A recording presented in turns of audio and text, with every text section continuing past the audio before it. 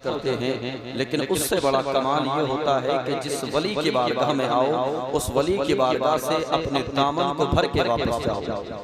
आना कमाल नहीं होता, बल्कि ऐसी बारगाहों से कुछ लेकर के जाना कमाल होता है। अल्हम्दुलिल्लाह मैं इज्तिमाई तौर पर सबसे पहले साहिब खाना की बारगाह में खराजी अकीदत पेश करता हूँ और दुआ गो हूँ कि परवरदिगार आलम साहिब मज़ार के फ्यूज़ व बरक़ात से हम सबों को माला माल फरमाए।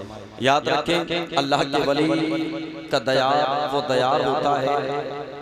आप तकरीब सहन के लिए एक बात समाप्त कर लें कि जब उलमा की बारगाह में आप जाया करें तो अपनी ज़बान का सही इस्तेमाल किया करें, यानी ज़बान संभाल के बैठा करें, और जब अल्लाह के वली की बारगाह में आया करें तो दिल संभाल के बैठा करें।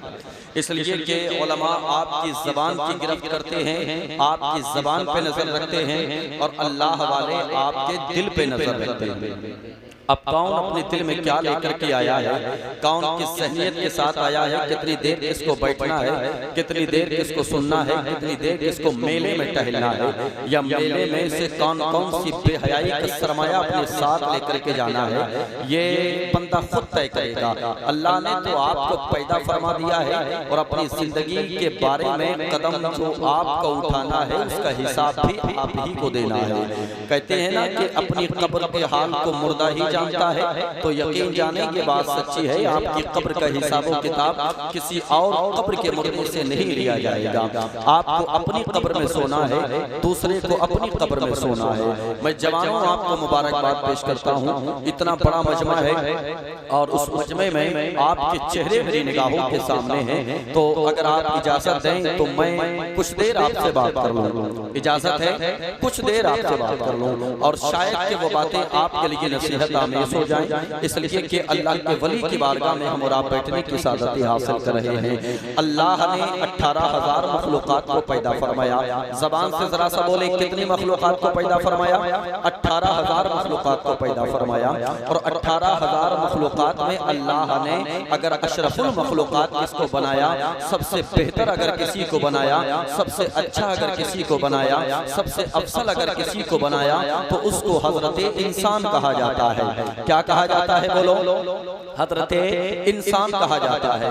यानी अल्लाह ने 18,000 मखलूक़ात में सबसे अच्छा, सबसे बेहतर, सबसे अफसल अगर किसी को बनाया है तो अल्लाह ने हमें और आपको बनाया है। अल्लाह वो है कि जो चाहता है वही होता है, अल्लाह जो चाहेगा वही होगा। इंसान अपनी मर्जी के मुताबिक, अपनी मंशा के मुताबिक, अपनी सोच के मुताबिक कुछ नहीं कर सकता। दुनिया में जो हो रहा है ये सब अल्लाह की मर्जी से हो रहा है। आने वाले वक्त में जो होने वाला है ये सब अल्लाह ही के हुक्म से होने वाला है। इतना याद रखें। हम इतने लोग यहाँ बैठे हुए हैं, मैं आप में से अगर किसी से पूछने लगूं, ये बताओ अल्लाह ने 18,000 मखलूक़ात को पैदा किया, आपको इंसान बनाया, क्या आपकी रूह ने कभी रब की बारगाह में अरीज़ा पेश किया था कि मौला हमको इंसान बनाना? क्या किसी ने कहा था अल्लाह की बारगाह में? नहीं कहा था ना, मगर उसके बावजूद भी अल्लाह ने आपको इंसान बनाया। और अल्लाह वो है कि जिसने 18,000 मखलूक़ात को पैदा फरमाया। जानवरों को बनाने वाला अल्लाह है, चरिंदों परिंद को बनाने वाला अल्लाह है, खुशको तर बरगो सबर लोहो कलम कायनात के सर्रे सर्रे को बनाने वाला अल्लाह है। लेकिन मैं आपसे फिर से पूछना चाहता हूँ, आपको जो इंसान बनाया गया है क्या आपकी मर्जी इसमें शामिल थी? आप कहेंगे नहीं, हमारी मर्जी शामिल नहीं थी, बल्कि ये तो अल्लाह का करम है कि उसने हमें जानवर नहीं बनाया, बल्कि उसने हमें इंसान बनाया है। क्या बनाया है? बोलो, उसने हमें इंसान बनाया है। जबकि हमने रब की बारगाह में यह अरीज़ा पेश नहीं किया था कि मौला तो हमको इंसान बनाना, मगर उसने हमको इंसान बनाया, हमें अशरफुल मखलूक़ात बनाया, 18,000 मखलूक़ात में सबसे बेहतर बनाया, सबसे अफसल बनाया। मैं आपकी सहनियत को करीब करके आपको बता देना चाहता हूँ। नाम है हज़रत बायज़ीद बुस्तामी। एक गली से गुजर के जा रहे हैं, एक जानवर जिसको कुत्ता कहा जाता है, उस कुत्ते ने बायज़ीद बुस्तामी से कुछ कहा। हज़रत बायज़ीद बुस्तामी ठहर गए और ठहरने के बाद अपने हाथ को अपने माथे पे रखा। गुलामों ने देखा, अर्ज किया, हुजूर इस जानवर ने आपसे क्या कहा है, इस कुत्ते ने आपसे क्या कहा है? जानते हो बायज़ीद बुस्तामी ने क्या कहा? बायज़ीद बुस्तामी कहते हैं, गुलामों इस जानवर ने मुझसे कहा है, बायज़ीद ये बता कि मेरी कौन सी ऐसी खता थी जिसकी वजह से अल्लाह ने मुझे कुत्ता बनाया, और वो तेरी कौन सी नेकी ऐसी थी जिसकी वजह से अल्लाह ने तुझे इंसान बनाया। अल्लाह अकबर। सिर्फ इतना ही नहीं, हजरत बायजीद बुस्तामी से जब लोगों ने कहा हुजूर ये बात तो कोई सोचो विचार करने वाली नहीं है, ये तो अल्लाह का फैसला है कि इसको कुत्ता बनाया, ये तो अल्लाह का फैसला है कि आपको इंसान बनाया, माथे पे पेशानी पे हाथ रखने की वजह क्या थी? हजरत बायजीद बुस्तामी कहते हैं इस जानवर ने मुझसे कहा बायजीद अपने इंसान होने पे गुरूर मत करना, अपने इंसान होने पे घमंड मत करना, अपने इंसान होने पे मुतकब्बिर मत हो जाना। अब यही रह करके मैं आपसे कहना चाहता हूँ, इंसान के पास जरा सा पैसा आ जाए कपड़ों से बाहर हो जाता है, जरा सी दौलत आ जाए मुतकब्बिराना मिजाज पेश करता है, जरा सा सरमाया आ जाए उसके बावजूद इंसान आपे से बाहर हो जाता है। मेरे भाई अगर ये सारी दौलत देने वाला अल्लाह है तो छीन भी सकता है अल्लाह, अगर सरमाया देने वाला अल्लाह है। हमने देखा है जिन लोगों की मूंछों पे चिराग जला करते थे आज उनकी कब्रों पे होकर के कोई नहीं गुजरता है, जो अपने बिस्तरों पे रख करके दौलत की गड्डियां सोया करते थे आज वो दर दर अपने हाथों को फैलाते हुए नजर आते हैं, दस्ते तलब लोगों की निगाहों के सामने रखते हुए नजर आते हैं। दौलत देने वाला भी अल्लाह है, शोहरत देने वाला भी अल्लाह है, इज्जत और रस्मत देने वाला भी अल्लाह है, चाहो हशम देने वाला भी अल्लाह है। मैं कहना ये चाहता हूँ अल्लाह इज्जत दे तो मुतकब्बिर मत होना, दौलत दे तो मुतकब्बिर मत होना, सरमाया दे तो मुतकब्बिर मत होना, आसमान की बुलंदी छू जाए मुतकब्बिर होने की जरूरत नहीं है। इसलिए कि जो रब तुम्हें आसमान की बुलंदियों पे पहुंचा सकता है वही रब तुम्हें जमीन की पस्तियों पे भी लाने पे कादिर है। मेरे भाई अदब सीखें और अपनी जिंदगी में खुशहाली अगर लाना चाहते हैं तो अखलाक़े हसना पेश करें, अपने किरदार में अच्छा किरदार शामिल करें, मुस्तफ़ा की सीरत शामिल करें। आज से 1450 साल पहले की यानी 1500 साल पहले की तवारीख आपकी निगाहों के सामने बहुत सारी ओपन होंगी, लेकिन आओ एक तारीख मैं आपकी निगाहों के सामने रखना चाहता हूँ। मेरे और आपके पैगंबर से पहले जो नबी दुनिया में तशरीफ लाए उनका नाम है हजरत ईसा अलैहिस्सलातु वस्सलाम। क्या नाम है जरा ज़बान से बोले, हजरत जोर से बोले हजरत ईसा अलैहिस्सलातु वस्सलाम। अपनी कौम को मुतवज्जे करने के बाद तकरीबन 70,000 का मजमा जमा करने के बाद हजरत ईसा अलैहिस्सलातु वस्सलाम खिताब फरमा रहे हैं। कौम के जवानों खिताब का मौजू ये है, अपनी कौम को मुखातब करने के बाद कहते हैं लोगों मुझे इजाजत दो, इसलिए मैं जाना चाहता हूँ, मुझे इजाजत दो मैं जाना चाहता हूँ, इसलिए कि आखिरी पैगंबर दुनिया में आने वाले हैं। अल्लाह अकबर। अब यही रह करके तसव्वुर करें मजमा किसका है? ईसा अलैहिस्सलातु वस्सलाम की कौम का है। खिताब कौन फरमा रहे हैं? हजरत ईसा अलैहिस्सलातु वस्सलाम फरमा रहे हैं। लेकिन कुर्बान जाओ अपने नबी पे, बात मेरे और आपके पैगंबर की हो रही है, बात मेरे और आपके मुस्तफा की हो रही है, बात मेरे और आपके नबी की हो रही है। जानते हो जब ये कहा वक्त गुजर गया, एक मर्तबा और 70,000 का मजमा जमा करने के बाद हजरत ईसा अलैहिस्सलातु वस्सलाम ने फिर से उसी बात को दोहराया, कहा लोगों मुझे इजाजत दो, मैं जाने वाला हूँ, इसलिए कि आखिरी पैगंबर दुनिया में आने वाले हैं, आखिरी रसूल दुनिया में आने वाले हैं, आखिरी नबी दुनिया में आने वाले हैं। और कौम के शहजादों में पूछना चाहता हूँ आपसे, जरा तवज्जो को मेरी तरफ करके बैठे, इसलिए कि लोगों ने अर्ज किया था हजरत ईसा अलैहिस्सलातु वस्सलाम की बारगाह में, ऐ अल्लाह के नबी हमें इतना बता दें, आपका फजल कमाल भी हमने देखा है,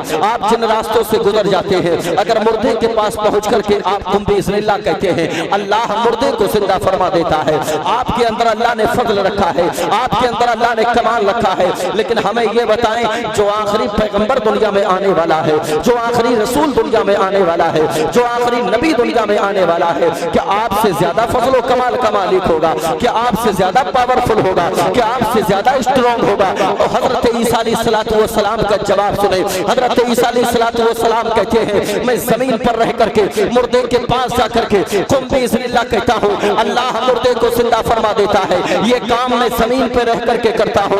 और सुनो हजरत ईसा अलैहिस्सलातु वस्सलाम कहते हैं कि मैं अगर किसी कौड़ी के सर पे हाथ फेर देता हूँ, जिस्म पे हाथ फेर देता हूँ, ये काम मैं जमीन पर करता हूँ, अल्लाह उसको शिफा देता है। अपनी कौम को मुखातब करने के बाद हजरत ईसा अलैहिस्सलातु वस्सलाम कहते हैं सुनो ये सारे काम मैं जमीन पर रह करके करता हूँ और जमीन ही वालों के साथ करता हूँ, मगर जो आखिरी पैगंबर दुनिया में आने वाला है, जो आखिरी रसूल दुनिया में आने वाला है, जो आखिरी नबी दुनिया में आने वाला है, उसके फजल कमाल का आलम ये है वो रहेगा तो पालने के अंदर उंगली का इशारा करेगा, आसमान का चांद को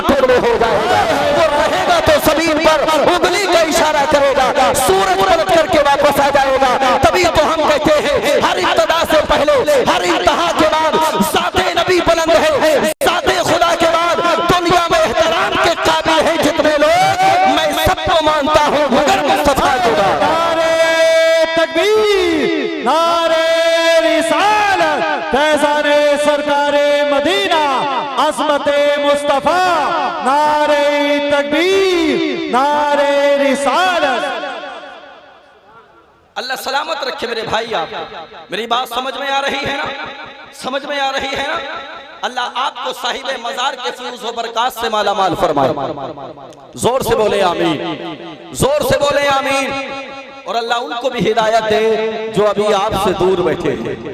हाँ, नसीब वाले हैं आप। ये शरफ हर किसी को मैसर नहीं आता, ये दौलत हर किसी के हिस्से में नहीं आती। और यकीन जाने मैं किस कदर कॉम्प्रोमाइज कर रहा हूँ फरहान भाई को मालूम है, और इनको हमेशा के लिए याद रखना चाहिए। मगर बात सिर्फ इतनी है, हम लाखों के मजमे में भी बोलना जानते हैं। चंद लोग बैठे हों तब भी मुस्तफ़ा की बातें करना जानते हैं, मुस्तफ़ा के गुलामों की बातें करना जानते हैं, मुस्तफ़ा की दास्तान सुनाना जानते हैं, मुस्तफ़ा के दीवानों की दास्तान सुनाना जानते हैं।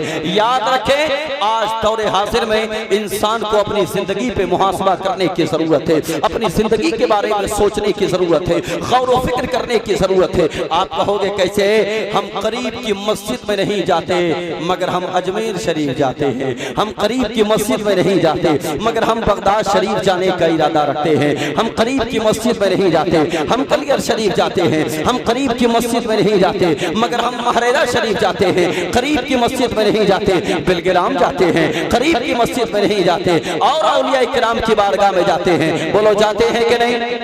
जाते हैं कि नहीं? अजमेर शरीफ जाते हैं? गए हैं? आओ मैं एक दीवाने का सफर आपको सुनाना चाहता हूँ। शायद कि आपके दिल में इश्क व सरमस्ती का समंदर उछलने मारने लगे, उमड़ने लगे सैलाब। जरा जी लगा के मोहब्बत से कहते हैं या रसूल अल्लाह, और जी लगा के या रसूल अल्लाह। अजमेर शरीफ गए हैं आप? कभी नहीं गए? अल्लाह करे कि आपको गरीब नवाज बुलाए। बहुत से लोग गए हैं। इशारा किया, फतेहपुर सीगरी के अंदर एक गुलाम अपने आका की बारगाह में, एक मुरीद अपने पीर की बारगाह में आया और आने के बाद कहने लगा, हजरत जी 6 रजब की तारीख आती है तो बच्चा है तो अजमेर जाता है, जवान है तो अजमेर जाता है, बूढ़ा है तो अजमेर जाता है। पीर की बारगाह में आने के बाद कहने लगा, हजरत हम भी अजमेर जाना चाहते हैं। पीर साहब ने फरमाया, इस साल नहीं अगले साल जाना। जोर से बोले, क्या कहा? जोर से बोले, अल्लाह सलामत रखे, जज़ाकल्लाहु खैरा। क्या कहा? इस साल नहीं अगले साल जाना। जोर से, इस साल नहीं अगले साल जाना। अल्लाहू अकबर। पीर की बारगाह में आया है, पीर की बारगाह में। और खुदा के बंदो, पीर भी ऐसा तलाश करो जिसको देखने के बाद खुदा याद आ जाए। हाँ, जिसको देखने के बाद मुस्तफ़ा याद आ जाए। अल्लाहू अकबर। इसलिए कि हम तो पीर भी ऐसा तलाश करने में लगे हैं। हम देखते हैं कि हाथों में अंगूठियां कितनी पहने हुए हैं। अगर 10 हाथों में अंगूठियां हैं तो बहुत पहुंचा हुआ पीर है। और खुदा के बंदे, ये पीर नहीं बल्कि पैर है। बिसात खाने की दुकान बन के चल रहा है और तू इसके पीछे पड़ा है। तुझे शर्म नहीं आती? तुझे हया नहीं आती? ये जब मैदान महशर में पहुंचेगा, ये तेरी कैसे शफाअत कराएगा? ये तो खुद भागा भागा फिरेगा। ऐसा पीर तलाश करो जो पीर तुम्हारे दुनिया में भी काम आए और मैदान महशर में भी काम आए। और मैं तो साफ तौर पे कहता हूं, ऐसा पीर तलाश करो जो आपकी जेब पे नहीं बल्कि आपके दिल पे नजर रखे। मेरी बात से मुत्तफिक है ना? पीर की बारगाह में आया, आने के बाद कहने लगा, हजरत जी अजमेर शरीफ जाना चाहते हैं। पीर साहब ने क्या फरमाया? इस साल नहीं, जोर से, इस साल नहीं अगले साल जाना। 1 साल गुजर गया, 6 रजब की तारीख आई, फिर से वो दीवाना अपने पीर की बारगाह में आने के बाद हाथों को बांध करके खड़ा हो गया। कहने लगा, हजरत जी बच्चा है तो अजमेर जाता है, जवान है तो अजमेर जाता है, बूढ़ा है तो अजमेर जाता है, हम भी अजमेर जाना चाहते हैं, इजाजत दें। पीर साहब ने वही 1 साल पुराना जवाब चिपका दिया। क्या कहा? इस साल नहीं अगले साल जाना। तवज्जो करें मेरी बात पे, शायद कि आप समझेंगे। इस साल नहीं अगले साल जाना। 2 साल हो गए ऐसी गोल मटोल करते करते करते करते नहीं इजाजत दी अजमेर शरीफ जाने की। अल्लाह अकबर। अब 3रा साल आता है और जैसे ही 3रा साल आया, ये 6 रजब की तारीख आती है। बच्चा है तो अजमेर जाने में लगा है, जवान है तो अजमेर जाने में लगा है, बूढ़ा है तो अजमेर जाने में लगा है। ये अपने पीर की बारगाह में आया और आने के बाद कहने लगा, हजरत जी हम अजमेर शरीफ जा रहे हैं। क्या कहा? और पहले क्या कहता था? अजमेर जाना चाहते हैं। 3रा साल आया, कहने लगा हजरत जी अजमेर शरीफ जा रहे हैं। क्या कहा? अजमेर शरीफ जा रहे हैं। कहां जा रहे हैं? ख्वाजा की नगरी में जा रहे हैं। अल्लाह अकबर। उसी ख्वाजा के हवाले से जनाब राशिद निजामी साहब से आपने शेर सुना। ये बहुत बड़े फनकार आदमी, सज्जाद निजामी के बाद इनको हुसूल बरकत के लिए बुलाया जाता है। देखा जाता है इनका वजूद मुख्तसर सा वजूद है, मगर ऐसा लगता है कि सीने में चक्की का पाट रखा हुआ है।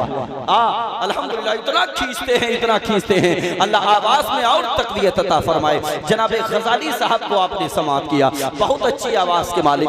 2 साल पीर साहब फरमाते रहे, इस साल नहीं अगले साल जाना। 3रा साल जैसे ही आया, पीर साहब की बारगाह में मुरीद आया और आने के बाद कहने लगा, हजरत जी हम अजमेर शरीफ जा रहे हैं। आप सुभान अल्लाह बोले तो आगे की बात बताएं। अजमेर शरीफ जा रहे हैं। पीर साहब ने फिर से वही पुराना जवाब चिपका दिया और पीर साहब ने फरमाया, इस साल नहीं अगले साल जाना। और गुस्से में लाल पीला हो गया, बोला बोले हमको मालूम था तुम ऐसा ही कहोगे, इसलिए हम गाड़ी का टिकट करा के आए हैं। फुल तैयारी से आया है दीवाना का, गाड़ी का टिकट करा के आए हैं। अल्लाह अकबर। गाड़ी का टिकट करा के आया है, पीर की बारगाह में आया है। पीर साहब ने फरमाया, अगर जाना ही चाहते हो तो ऐसा करो, हम फजर की नमाज के बाद वजीफा पढ़ेंगे और वजीफा पढ़ने के बाद तुमको इजाजत दे देंगे। अल्लाह अकबर। इसने सब्र किया और जैसे ही फजर की नमाज पीर साहब ने पढ़ी, पढ़ने के बाद वजीफा पढ़ने बैठ गए। आज वजीफा इतना लंबा हो गया, इतना लंबा हो गया, इतना लंबा हो गया, इतना लंबा हो गया। वो गाड़ी जिसका टिकट कराया था, गाड़ी वाला आ गया। आने के बाद हॉर्न बजाने लगा, पाँव पाँव पाँव, और कहने लगा कि भाई आओ चलो। कहा नहीं, बस 5 मिनट रुक जाओ, 5 मिनट। मेरे पीर साहब बस वजीफा पढ़ लें और उसके फौरन बाद में आपके साथ चलूंगा। कौम के जवानों, पीर भी हो तो इतना कामिल पीर। मैंने कहा ना, पीर ऐसा तलाश करो जो आपकी जेब पे नहीं बल्कि आपके दिल पे नजर रखे। अल्लाह अकबर। पीर साहब ने फरमाया, वजीफा पढ़ करके फारिग हो जाऊंगा, तुमको इजाजत दे दूंगा। तारीख बताती है पीर साहब की बारगाह में खड़ा है, लेकिन पीर साहब है कि वजीफा खत्म करने का नाम ही नहीं लेते। गाड़ी आ गई, गाड़ी वाले ने बहुत देर तक इंतजार किया। कहा जल्दी चलो, कहा 5 मिनट रुक जाओ, कहा जल्दी चलो, कहा 5 मिनट रुक जाओ। अब जब बहुत ज्यादा हो गया, वक्त बहुत ज्यादा गुजरता गया, तो गाड़ी वाले ने गाड़ी को स्टार्ट किया और लेकर के चला गया। जैसे ही गाड़ी निकली, पीर साहब का वजीफा खत्म। तवज्जो है ना, पीर साहब का वजीफा खत्म हो गया। तारीख बताती है, पीर साहब ने फरमाया अजमेर शरीफ जाओगे। गुस्से में लाल पीला होके बोला, बोले हजरात अब गाड़ी चली गई तो हम अजमेर जाएंगे, अब कैसे जाएंगे बताओ अजमेर, कैसे जाएंगे? का जाना चाहते हो कि नहीं? अब कैसे? अल्लाह के वली दिल पे नजर रखते हैं, जरा तवज्जो के साथ सुनिएगा। अल्लाह के वली ने कहा जल्दी बताओ, ये बताओ कि जाना चाहते हो कि नहीं? कहा हुजूर अगर जाना नहीं चाहता तो 3 साल आपकी बारगाह में नहीं आता। हुजूर अगर जाना नहीं चाहता तो गाड़ी का टिकट करा के नहीं आता। जाना चाहता हूँ, लेकिन पीर ने फरमाया अगर जाना चाहते हो तो अपनी आंखों को बंद करो, कदम को उठाओ जमीन पे रखो, आंखों को मत खोलना। कदम को उठाना जमीन पे रखना, आंखों को मत खोलना। कदम को उठाना जमीन पे रखना, आंखों को मत खोल। 3री मर्तबा में अपनी आंखों को खोल देना। कितनी मर्तबा में जी? कितनी मर्तबा में? तवज्जो जल्दी, कितनी मर्तबा में? 3री मर्तबा में। अब मुरीद ने अपनी आंखों को बंद किया, कदम को उठाया, जमीन पे रखा, पहली ही मर्तबा में अपनी आंखों को खोल दिया। पीर साहब ने फरमाया हमने तो कहा था कि 3री मर्तबा में खोलना है। कहने लगा हजरत जी बस चेक कर रहा था आप हैं या चले गए। चेक कर रहा था आप हैं या चले गए। पीर साहब ने फरमाया अगर जाना चाहते हो तो जैसा हम कहते हैं वैसा करो। अब देखो कि पीर कैसे दिल पे नजर रखता है और पीर कैसे अपने दीवाने की दुनिया में मदद फरमाता है। इस दीवाने ने अपने कदम को उठाया, जमीन पे रखा, आंखों को ना खोला, कदम को उठाया, जमीन पे रखा, आंखों को ना खोला। तीसरी मर्तबा में कदम को उठाया, जमीन पे रखा, आंखों को खोल दिया। क्या देखा? आंखों को बंद किया था तो पीर की बारगाह में था, आंखों को खोला तो गरीब नवाज की बारगाह में।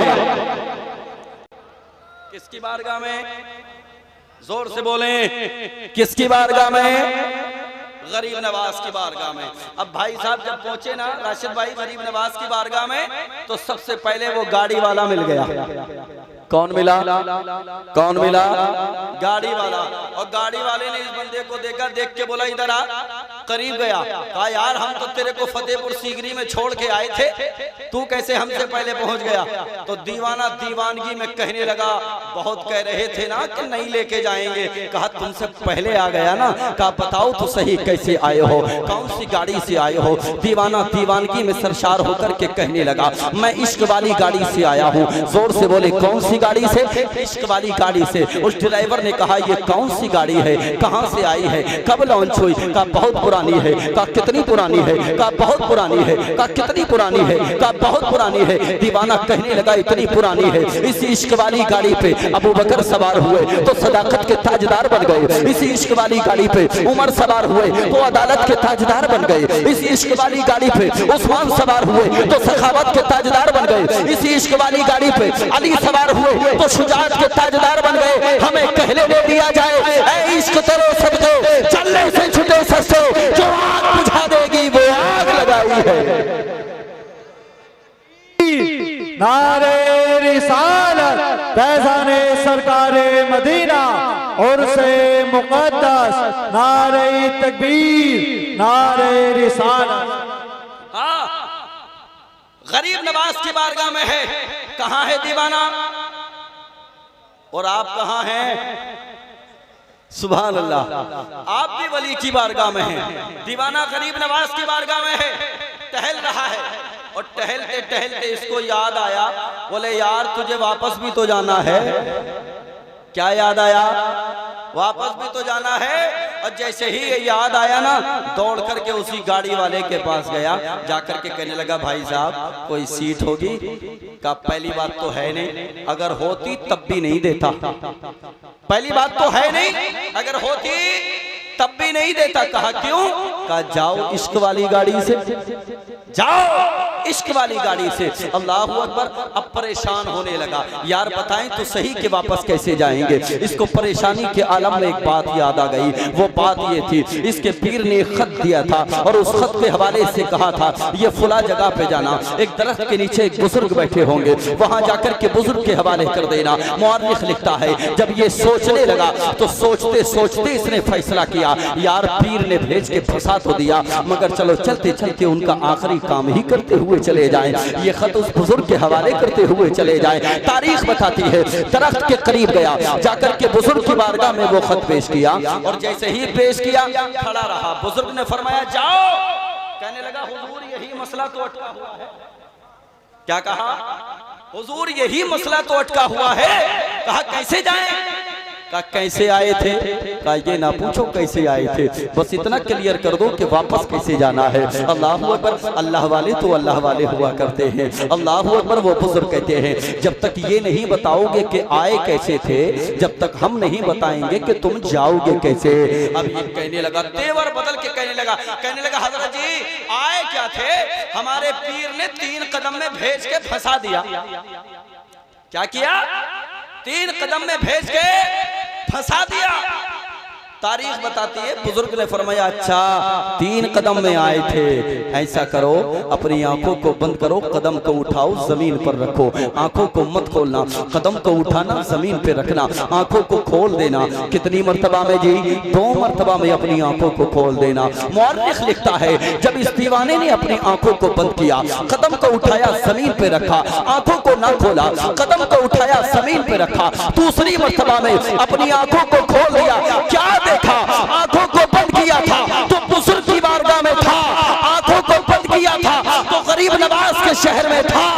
लेकिन जब आंखों को खोला तो अपने पीर की बारगाह में। किसकी बारगाह में जी? जोर से बोले, किसकी बारगाह में? अपने पीर की बारगाह में। पीर साहब ने फरमाया आ गए। जानते हो क्या बोला? लाल पीला हो के बोला, बोले तुम तो सोच रहे थे आएगा ही नहीं, आएगा ही नहीं। का मतलब कुछ नहीं। 3 कदम में भेजना कोई कमाल नहीं है, वापसी में 2 कदम में आया हूं, 2 में। 3 में भेजना कोई कमाल नहीं है, 2 में आया हूं, 2 में। आखिर में अर्ज करने लगा, हुजूर इतना बता दें कि उस खत में लिखा हुआ क्या था। अल्लाह वाले ने अब उस खत का राज खोला। हैरत करेंगे आप, उस खत में लिखा हुआ था गरीब नवाज। बड़ी अजीब बात है, पूरी दुनिया के लोग अजमेर जाते हैं और आप रोकते भी नहीं। जानते हो जवाब खत आया, उस खत में लिखा हुआ था उसी पीर की बारगाह के हवाले से जिनके पास से ये चल के मुरीद गया था। उसमें लिखा हुआ था, तुम अपने मुरीद को नहीं रोक पाए तो मैं दुनिया के गुलामों को कैसे रोक पाऊंगा। अपने मुरीद को नहीं रोक पाए तो मैं पूरी दुनिया में मुझसे मोहब्बत करने वालों को कैसे रोक पाऊंगा। कभी अजमेर शरीफ नहीं गए, अल्लाह तौफीक दे तो जाएं अजमेर शरीफ। अकीदत के तौर पे अल्लाह वालों की बारगाह में जाना चाहिए, खराजी अकीदत पेश करना चाहिए। और हालात हमने बिगाड़े हैं, इसका कोई और जिम्मेदार नहीं है। हालात अभी और बिगड़ेंगे, याद रखना, अभी और बिगड़ेंगे। न संभलोगे तुम मिट जाओगे हिंदी मुसलमानों, तुम्हारी दास्तां तक भी न होगी दास्तानों। और बिगड़ेंगे हालात। बिगाड़ो कितने माहौल को बिगाड़ना चाहते हो, बदलो कितने हालात को बदलना चाहते हो। जब तक कि खुद को नहीं बदलोगे हालात नहीं बदलेंगे, जब तक कि खुद को नहीं बदलोगे माहौल नहीं बदलेगा। किसी और के ठेकेदार बनने से बेहतर है कि अपने दिल में झांक करके देखो, अपने गिरेबान में झांक करके देखो कि तुम कितने पानी में हो, अल्लाह के वली से कितनी मोहब्बत करते हो या बेहयाई की तरफ किस कदर जाते हो और कौन जिम्मेदार है। याद रखें, साहिब मदार भी इस वक्त में अपनी कब्रों में शायद के ना होते हों, इसलिए कि कोई वली ये चाहेगा कि उसकी कब्र के पास में कोई मुजरा करे, कोई वली ये चाहेगा कि उसकी कब्र के पास में गाने बजाए जाए। हरगिज़ नहीं। बदलो अपने हालात को। अगर चाहते हो कि आपकी आने वाली नस्लें इनकलाब लिखें तो अपनी आने वाली नस्लों को तालीम दो, एजुकेशन दो, अपने बच्चों के हाथों में कलम दो। ये छोटे छोटे बच्चे जिनके हाथों में जब कलम आएगा, ये तुम्हारा फ्यूचर बदलेंगे, तुम्हारी तकदीर बदलेंगे, तुम्हारे आने वाला कल बदलेंगे। बदलो सारे जमाने को नहीं बल्कि अपने आप को बदलो, खुद को बदलो। हालात अगर मुआशरे के बदलना है तो किसको बदलना होगा? किसको बदलना होगा? खुद को बदलना होगा, खुद को बदलना होगा।